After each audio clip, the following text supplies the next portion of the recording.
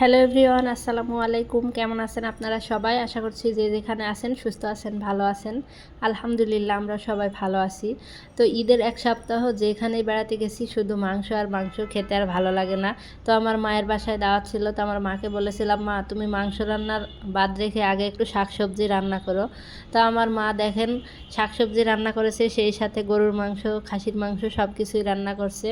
তো দুপুরে আমাদের খাওয়া দাওয়ার জন্য আমার মা এগুলোই রান্না করেছিল। কলমি শাক ভাজি করেছে, ভেন্ডি ভাজি করেছে, ডিম ভুনা করেছে, আর সাদা ভাত করেছে। পোলাও ভাত কেউ খায় না, এই জন্য সাদা ভাত রান্না করছে। তো আমার মায়ের দুই জামাই, ছোটো জামাই আর বড়ো জামাই, তারা মাংসের বাটি রেখে শুধু শাক দিয়ে ভাত খাচ্ছে। দেখেন মাংস দিতে যাচ্ছি, বলছে না মাংস খাবো না। এক সপ্তাহ ধরে মাংস খেতে খেতে আর কারোর মুখে রুচি নেই, তাই সবাই শাক দিয়ে ভাত করেছে। শাক আগেই ফুরিয়ে গেছে।